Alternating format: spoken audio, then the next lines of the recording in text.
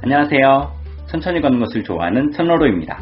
오늘도 저와 함께 창세기를 중심으로 하나님 나라에 대해서 천천히 생각해 보도록 하겠습니다. 지난 시간에는 하나님의 형상에 대해서 천천히 생각해 보았습니다. 인간은 하나님의 형상대로 지음받았습니다.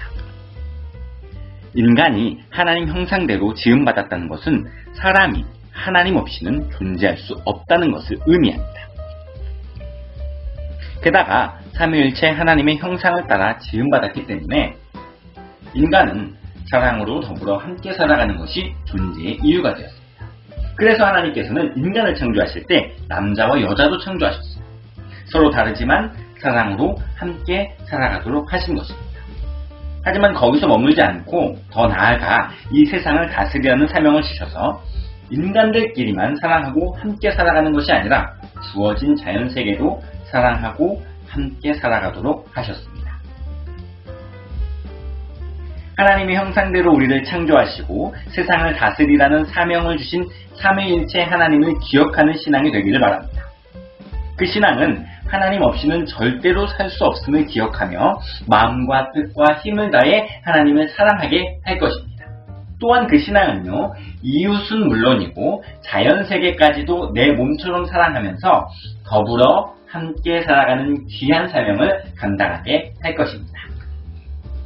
하나님께서는 인간이 이 사명을 잘 감당할 수 있도록 에덴 동산을 만드셨어요.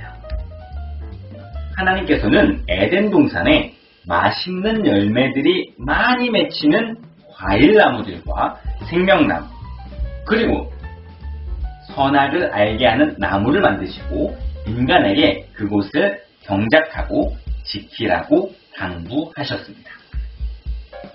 경작하라고 번역되어 있기 때문에 심고 가꾸는 행위처럼 보이지만 원어상의 의미로 살펴보면 섬긴다는 의미가 강합니다.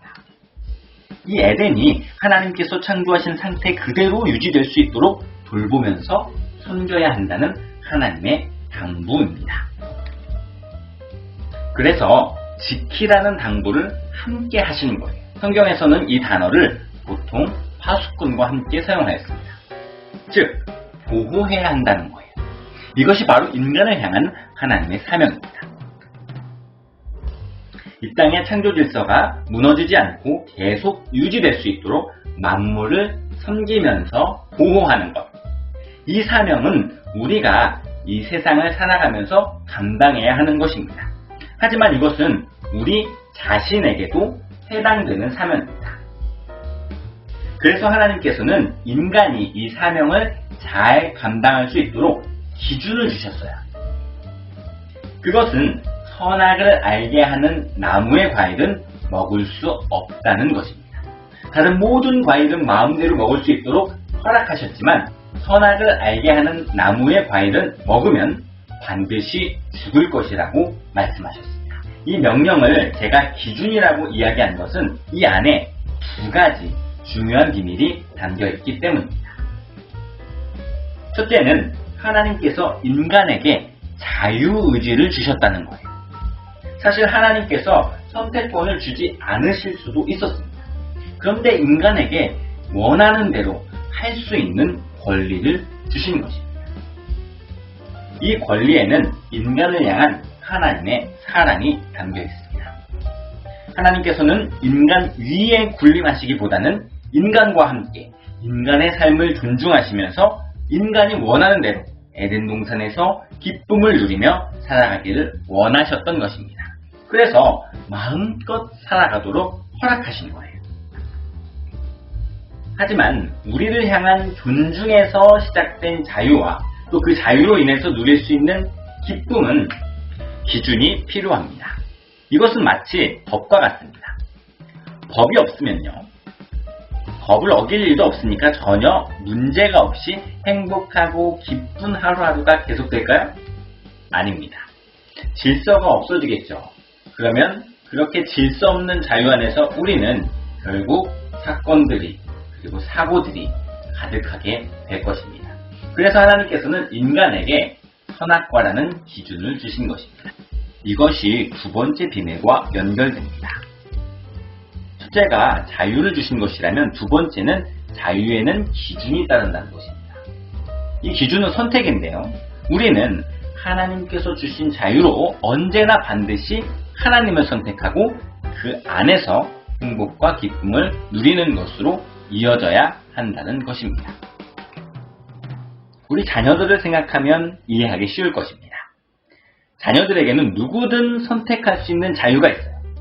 그렇다고 옆집 아저씨나 지나가는 행인을 선택하면 낭패겠죠. 옆집 아저씨나 지나가는 행인은 잠깐은 귀여워하면서 기쁨을 줄 수도 있지만 영원히 책임져 주지는 않기 때문입니다. 진정한 사랑은 부모님에게서만 나옵니다.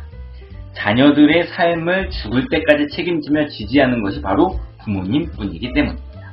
그래서 부모님들은요, 자녀들이 부모를 선택하고 그 안에서 행복과 기쁨을 누리며 살아가기를 원합니다. 하나님도 마찬가지예요. 우리가 하나님을 선택하지 않으면 그 자유는 진정한 평안으로 이어질 수 없을 것입니다.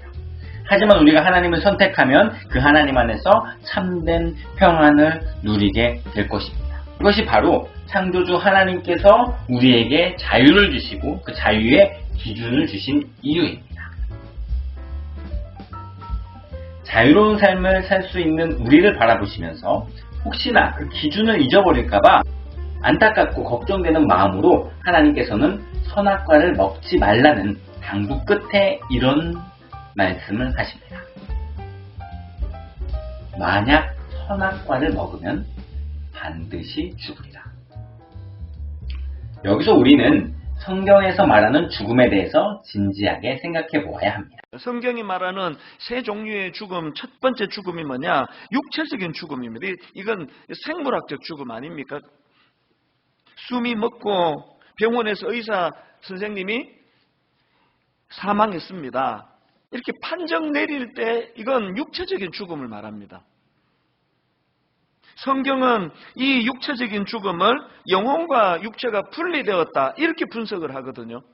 그리고 진시황이나 또 대부분의 사람들이 잘못 알고 오해하고 있는 것처럼 죽음은 끝, 이거 아닙니다.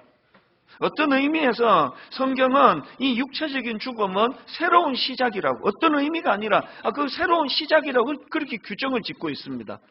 심지어 사도 바울은 죽음을 텐트를 걷고 이제 본향으로 가는 거라고 이렇게 이해를 하고 있거든요.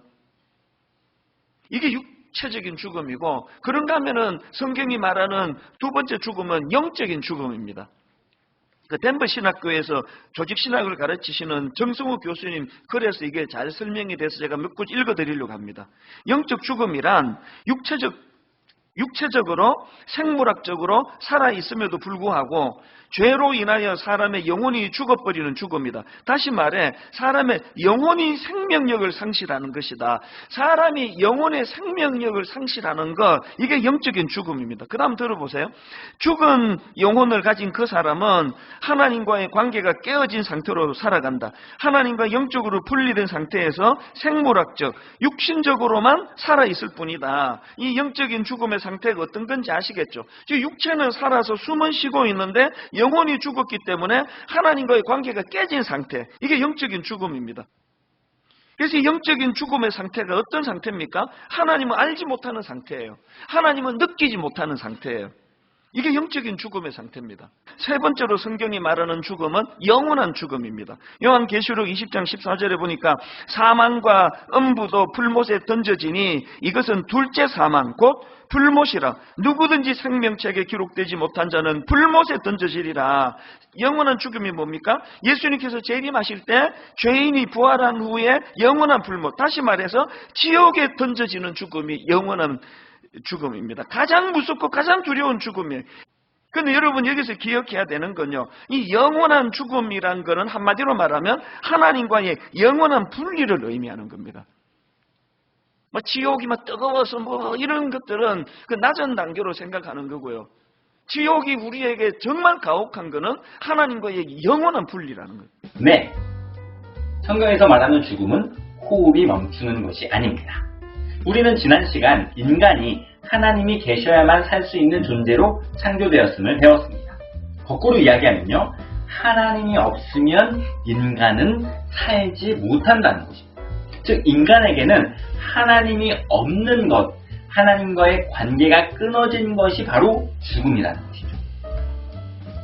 우리 모두가 알다시피 아담과 하와는 결국 선악과를 먹었습니다.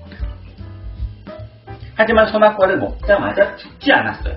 대신 하나님께서는 에덴 동산에서 추방하는 벌을 내리십니다. 이 벌은 호흡이 끊어진 죽음이 아니라 더 이상 하나님과 함께 살 수 없게 된 죽음을 의미합니다. 아담과 하와는 겉으로는 살아있는 것처럼 보이지만 하나님과 완전히 분리되었기 때문에 죽은 것이나 다름없다는 것입니다.